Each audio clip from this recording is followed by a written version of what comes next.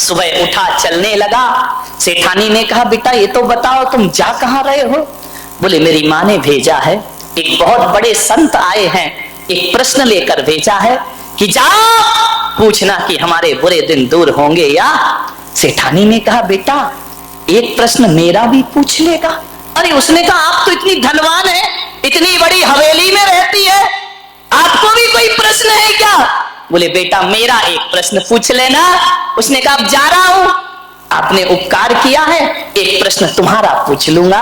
बोले, जाओ संत से ये पूछना कि मेरे पास दौलत है, माया है, सब कुछ है, कोई कमी नहीं है, एक बेटी है मेरी, पूछना उसकी शादी कब होगी।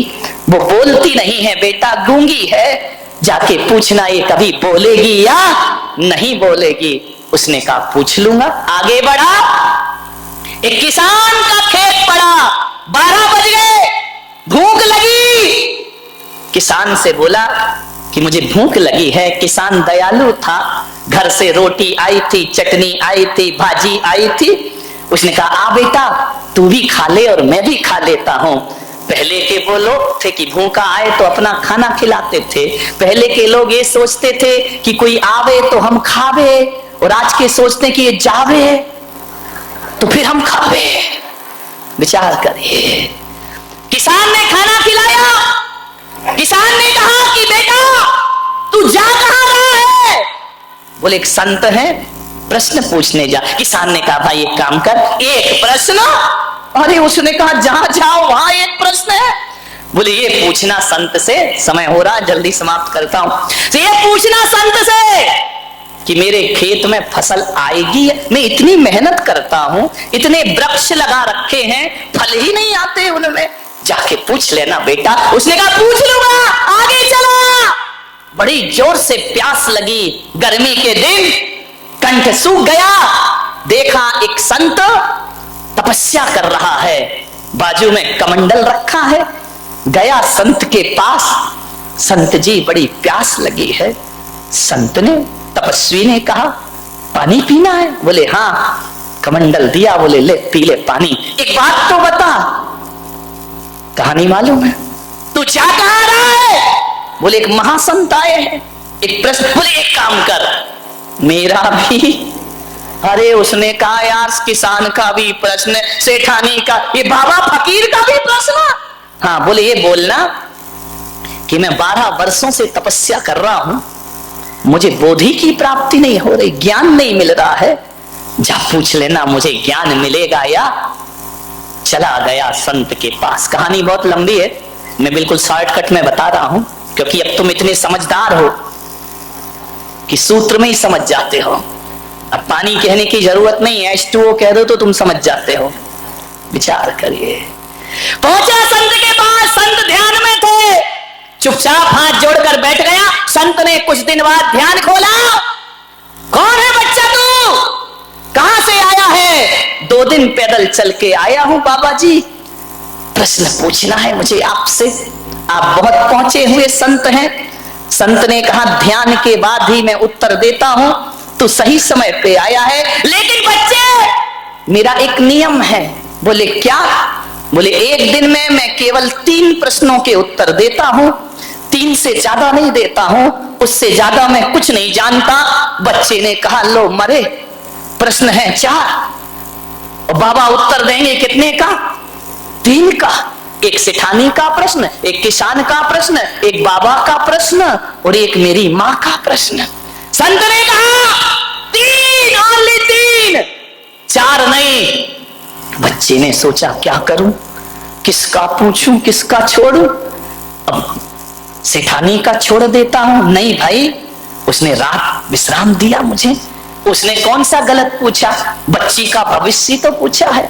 ऐसा करो, किसान का छोड़ देते हैं। फिर मन में आया, किसान खेत जोतता, फसल उगाता, तब सबको भोजन। यदि किसान ना रहेगा तो पूरा देश भूखा मर जाएगा, इसलिए किसान का प्रश्न में नहीं। बाबा का छोड़ो। अरे यार, बाबा ने कौन सा अधार्मिक प्रश्न किया है? बाबा ने धार्मिक प्रश्न ही तो किए कि ज्ञान मिलेगा कि नहीं मिलेगा। जिसने पानी पिलाया उसका प्रश्न। ऐसा करो, मां का प्रश्न। अरे उसी मां ने तो मुझे भेजा है, वो नहीं होती तो ये 3 कहां से मिलते? मेरी माँ ने क्या बिगाड़ा है? सोच में पड़ गया। बाबा ने कहा जा बच्चे 3 प्रश्न पूछ। बच्चे ने 3 प्रश्न पूछे। लौट कर आया, किसान मिला, बाबा मिला। क्यों रे? मेरा प्रश्न पूछा? हाँ बाबा जी पूछा। क्या बोले संत? बोले तुझे ज्ञान जरूर होगा, इसी वक्त बोधि की प्राप्ति होगी। तो अभी तक क्यों नहीं हो रही?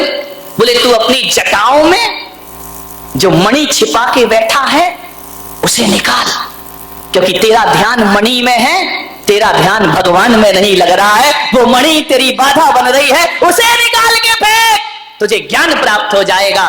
उसने अपनी जटाएं खोली। बोले हाँ बेटा मैंने मणि तो छिपा रखी, बड़ी कीमती है। तो बोले जब तक ये है तब तक तुझे ज्ञान मिलने वाला। सोच ले मणि रखना है या भगवान का ध्यान रखना है। उसने कहा बेटा तूने मेरी जटाएं नहीं खोली, मेरी आंखें भी खोल दी। ले बेटा ये मणि मैं तुझे प्रदान करता। उसने कहा नहीं बाबा ये मैं क्या करूंगा, मैं गरीब आदमी। बोले बेटा रख लो रख लो, मैं किसी को क्यों दूं, तूने मुझे ज्ञान दिया, मैं तुझे दान प्रदान करता हूं, ले जा, आज मैं तुझे प्रदान करता हूं। मणि हाथ में ली, कान में ही मत लगा, इधर ध्यान भी रख। मणि हाथ में ली, चला। अब कौन मिला? इतना भी भूल गए? वो तो प्रश्न भूला, तुम कहानी भूल गए। किसान मिला। किसान ने कहा बोल बेटा क्या पूछा? मेरा पूछा या नहीं? बोले पूछा। क्या बोले? बोले किसान तेरे खेत के वृक्षों में फल जरूर आएंगे, फसल जरूर लगेगी। तो अभी तक क्यों नहीं लगे? बोले तेरे पेड़ के नीचे कुछ गड़ा हुआ है, उससे जड़ें जमीन तक नहीं पहुंच रही हैं, उससे टकरा रही हैं, इसलिए पेड़ फलता फूलता नहीं। बोले ठहर बेटा। उसने खुदाई की, सोने के घड़े मिले जिसमें अशरफियां रखी हुई थी। किसान की आंखें चौंधी आ गई, बरसों से भूखा मर रहा हूं, गरीबी का शिकार बन रहा हूं, ये सोने के घड़े। उसने कहा बेटा तेरा बड़ा उपकार। बोले उपकार तो आपका, आपने मुझे रोटी दी थी। बोले नहीं बेटा तूने घड़े दी, एक काम कर बेटा ये सोने के घड़े मैं तुझे प्रदान। अरे बोले मैं क्या करूंगा? आप किसान हैं, आपकी जमीन पे आपका हक है। बोले बेटा सोना से ज्यादा कीमती तो जमीन हुआ करती है, धरती हुआ करती है। सोना आज है कल खत्म हो जाएगा, जमीन पर फसलें आएंगी, किसान हमेशा माला माल रहेगा, मुझे इसकी जरूरत नहीं। इस पे तेरा बैलगाड़ी बुलाई, सोने के घड़े रखे, उसे बिठाया, चल दिया। किसका घर पड़ा है? कौन बोला? शांति सेठ का। सेठानी का घर पड़ा। बैलगाड़ी रुकी, सेठानी निकल के आई। क्यों रे? पैदल गया था, बैलगाड़ी ये क्या भरा है पीछे? बोले मुझे नहीं मालूम अम्मा, मेरा प्रश्न पूछा। बोले हाँ पूछा। क्या बताया? बोले तेरी लड़की की शादी जरूर होगी। जरूर होगी? बोले हाँ। कब होगी? बोले जिस लड़के को देखकर तेरी लड़की की आवाज वापिस आ जाए वही उसका पति होगा। इतने में पीछे से लड़की दौड़ी आई, लड़के पे निगाह पड़ी, उसने आवाज लगाई अम्मा, मैं बोलने लगी हूं। अम्मा ने कहा हो गया बेड़ा, पकड़ा दूल्हा बनाया। कौन बोला विठ्ठल काश हम होते, कोई नगर सेठ का लाव लश्कर जा रहा होगा, दूल्हा बना लड़का, दुल्हन उतर रही है। माँ ने पूछा कहां से पधारे हैं आप? बोले पधारा नहीं, मैं तेरा बेटा। तू मेरा बेटा? पागल, ये कहां से चुराया? अब गरीब क्या सोचे भाई, तू वापिस कर क्या? मैंने तुझे मना किया, मैंने तुझे संत के पास भेजा था। बोल मेरा प्रश्न पूछा या नहीं पूछा? बोले माँ प्रश्न तो नहीं पूछा, लेकिन उत्तर साथ लेकर आया हूं। बोले क्या साथ लेकर आया है? बोले माँ देख आज मुझे लगा कि अमीरों के घर में पैदा होके बड़ी बड़ी डिग्रियां लेकर भी आदमी वो संस्कार नहीं पाता जो माँ तुझ गरीब माँ से मैंने संस्कार प्राप्त किए हैं। माँ, मैं संत के पास पहुंचा, संत ने कहा 4 में से 3 प्रश्न पूछना, 1 प्रश्न छोड़ देना। बेटा किसका प्रश्न छोड़ा? माँ तेरा प्रश्न छोड़ा। बोले क्यों? बोले मेरे मन में आया कि अपने लिए तो सब जीते हैं, दूसरों के लिए जी कर देखो जीवन कैसा हुआ करता है। मैंने अपना स्वार्थ छोड़ दिया माँ।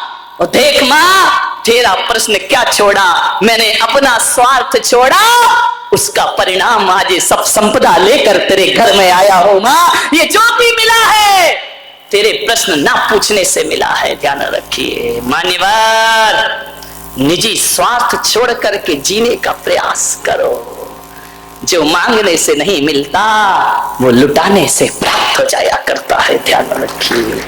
ये भारत की संस्कृति है। माँ यदि तेरा प्रश्न पूछता तो शायद उत्तर ना मिलता। मैं तो उत्तर ही नहीं समाधान भी साथ लेकर आया हूं। ये तेरी बहू है, बहुत धनपति घर की है। माँ आज से फटे पुराने कपड़े छोड़, देख तेरा अनपढ़ गंवार बेटा संस्कारों की संपदा लेकर तेरे दर पे वापिस आया है। ध्यान रखना, सोचना है आपको, कभी आपने निजी स्वार्थ छोड़ा है? कैसी इबादत करते हैं भगवान की, हर जगह अपना स्वार्थ, मैं सुखी, मेरा नाम, मेरी प्रतिष्ठा, मैं ही सब कुछ। नहीं मेरे भाई, ध्यान रखना, जो दूसरों के लिए जीते हैं उन्हें मौत भी पास नहीं आती है। क्या मार सकेगी मौत उसे, औरों के लिए जो जीता है, मिलता है जहां का प्यार उसे, औरों के जो आंसू पीता है। क्या मार सकेगी मौत उसे, औरों के लिए जो जीता है, मिलता है जहां का प्यार उसे, औरों के जो आंसू पीता है। क्या मार सकेगी मौत उसे,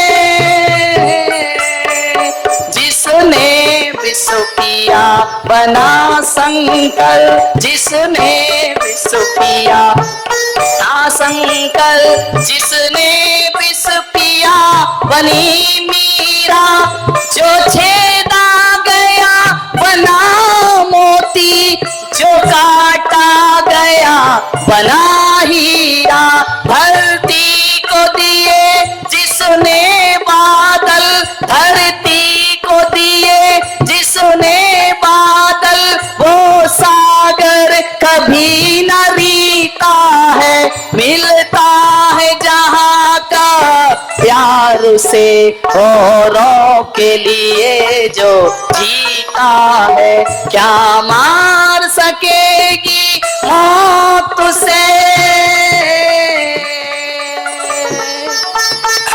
जो